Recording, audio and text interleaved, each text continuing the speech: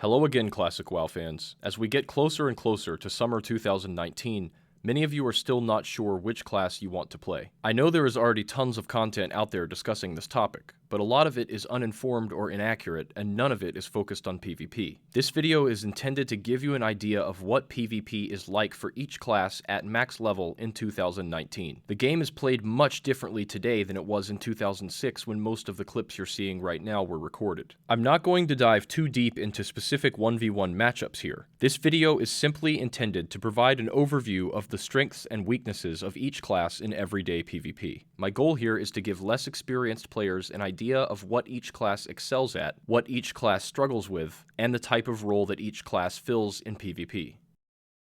I have a few disclaimers I want to get out of the way real quick. There is a difference between viable and optimal. Tons of different specs are viable in the sense that you can thrive in casual PvP if you have good gear and you know what you're doing. This video will be focused on optimal specs, the specs that each class should be playing to maximize their impact in PvP against good players. Vanilla classes are rock, paper, scissors in terms of how they are balanced. Each class has counters, and every class also has a very specific role that they fill in group PvP. Try to keep that in mind throughout the video. Engineering is a game changer. Lots of classes are able to make up for their shortcomings with engineering items. Using engineering effectively is one of the biggest factors that separates good players from average ones. Consumables win battles. Vanilla has a huge variety of potions that are useful in PvP, and players who dedicate time to farming consumables will always have an extra trick up their sleeve. At the end of the day, the more tryhard you are, the more success you will have. With all of that out of the way, here's my no bullshit guide to choosing a class for PvP. We'll start with Vanilla WoW's most iconic class, the Warrior. Warriors are the wrecking balls of Vanilla. A warrior with good gear and a healer by his side will absolutely destroy everything in his path. But a warrior without heals and dispels is very limited in terms of what he can do. The class has zero mobility or survivability by itself and is vulnerable to being kited. You can play around this disadvantage with consumables and engineering, but solo PvP will almost always be an uphill battle. If you have a solid group to PvP with and you can suffer through the initial gearing process, Warrior is an amazing class to roll, but it's definitely a class for hardcore players. If you're rolling solo or have minimal time to invest in gearing, Warrior is not a good choice.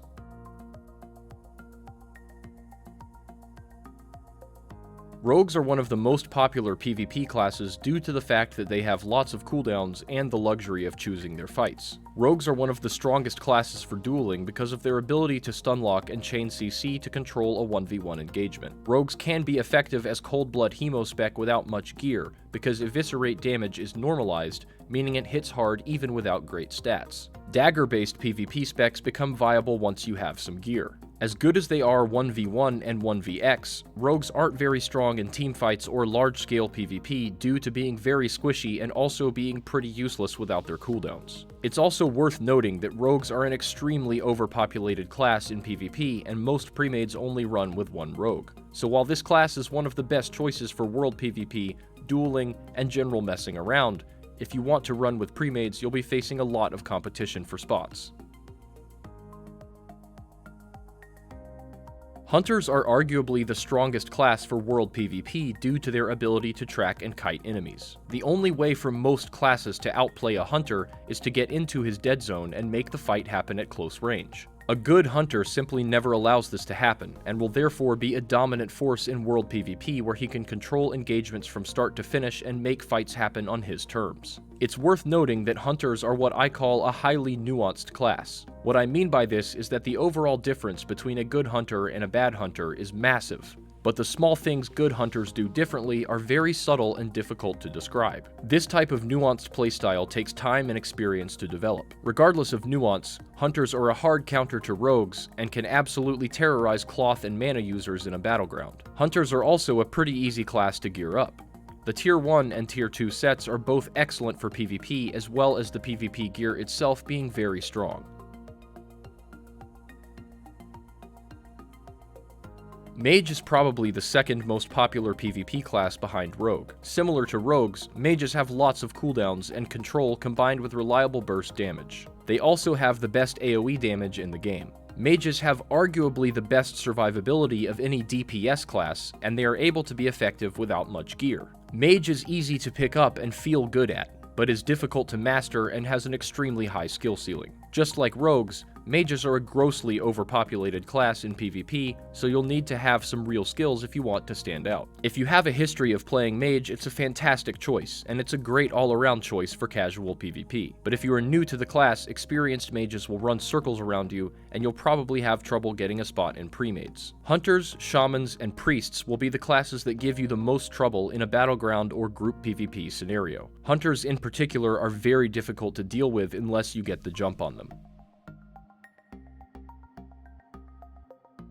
Warlocks are an extremely powerful class in PvP, but they need a lot of gear before they can really be effective. Having a large health pool is crucial for locks because they don't have as much control and survivability as other casters, so they need to be able to tank a bit of damage in PvP. Once Warlocks hit BWL gear level and beyond, they become the strongest caster in terms of raw damage, and they continue to scale incredibly well throughout the vanilla content. Warlock is pretty similar to Hunter in a couple of ways. You need a decent amount of gear and a large health pool before you can really be effective, and the class has a very nuanced playstyle. While classes like Rogue and Mage are easy to pick up and feel good at because they have a lot of cooldowns, Warlocks and Hunters are a bit trickier to figure out, and the differences between good and bad players are subtle and harder to spot. Once you gear up and figure out the playstyle, Warlocks are absolute killing machines and are very strong in both 1v1, 1vx, and battlegrounds. You'll just need to put up with a bit of frustration while you're gearing up and learning to play. There are 3 viable PvP specs: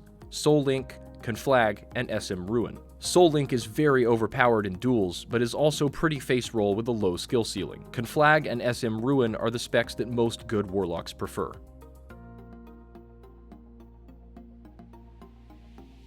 Druids are the oddballs of vanilla PvP.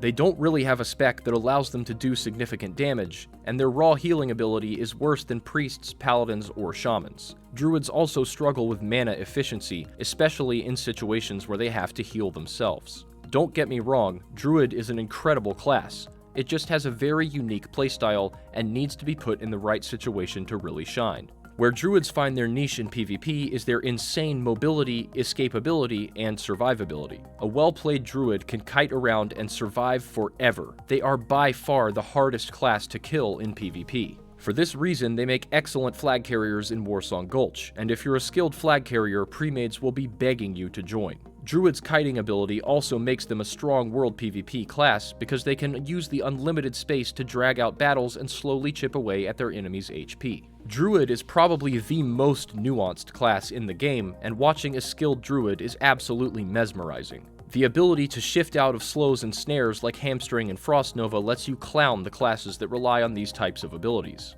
Dot classes, Hunters, and Shamans will be the ones that give you some trouble. Keep in mind that you'll need to either grind rank 13 or PvE as Resto spec to get the gear you need.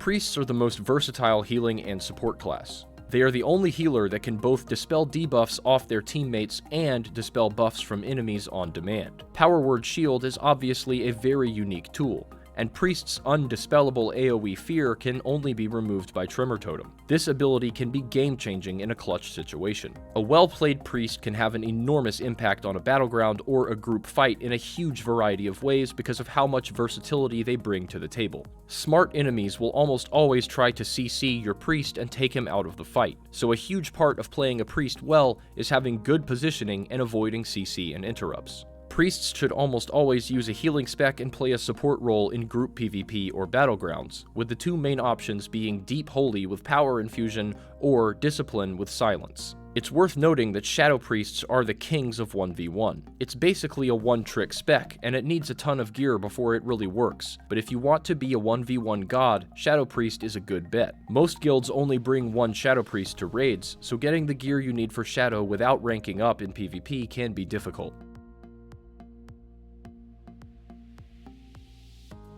Paladins are the best defensive support class in the game. They don't offer nearly as much versatility as Priests, but when put in a purely defensive role, Paladins can really shine. Freedom, Bop, Lay on Hands, and Sacrifice are high-impact cooldowns that can change a fight instantly, and Bubble is just flat-out overpowered. Paladins fit into the category of easy to pick up and feel good at. It's a fairly straightforward playstyle that is heavily reliant on cooldowns. The main shortcomings of Paladins are that they lack any type of offensive power, and their overall impact can be minimized if the enemy team is quick on dispels and purges.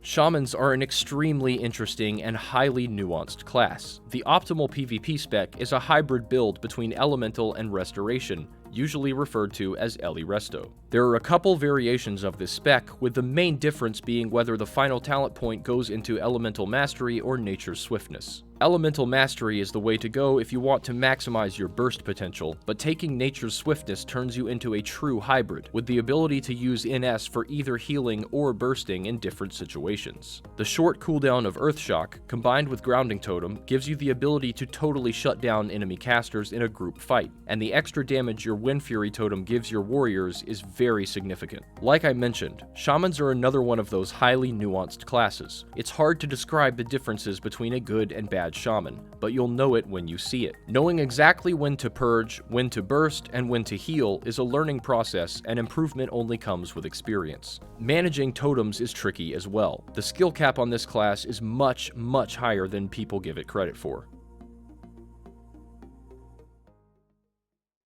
At this point, I'm sure some of you are wondering why I didn't mention Ret Paladins or Enhancement Shamans. These specs are viable, but they're definitely not optimal.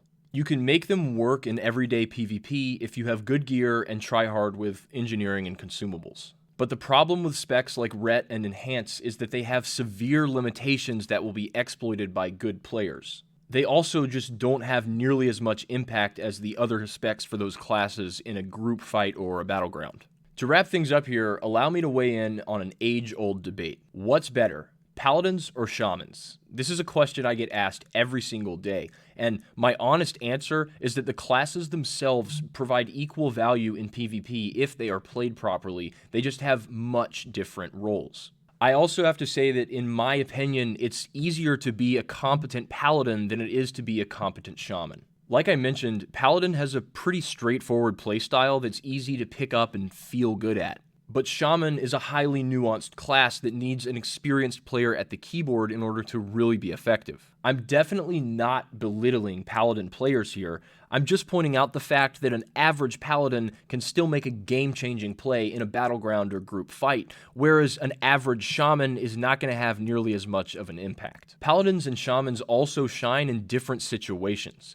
I'd rather have Paladins in Warsong Gulch, but I'd rather have Shamans in a Blacksmith teamfight. The classes fill completely different roles and are designed to do totally different things. At the end of the day, I'd say it's a pretty even trade-off between the defensive utility and survivability provided by Paladins and the incredible offensive power provided by Shamans. This trade-off is one of the most interesting aspects of vanilla PvP, and the result is that the two factions have slightly different optimal playstyles. One example is that Horde Priests usually need to fill more of a defensive role to make up for the lack of Paladins, while Alliance Priests typically need to fall into more of an offensive role to make up for the lack of Shamans. Another example is that Horde Warlocks are usually able to play a little more curse heavy because they have Shamans to fill that role of being big range damage on demand. On the Alliance side, Warlocks need to fill that role of being a big damage caster. That's all for today. If you found the video helpful and informative, be sure to subscribe for more classic WoW content just like this. I'd like to thank Track, UHD, StormX, Goth, Hamma, and Funeral for their feedback and their help with the classes that I'm not experienced playing. Hop in my Discord if you have any questions. That's by far the best place to get a detailed response. Thanks for watching. See you next time.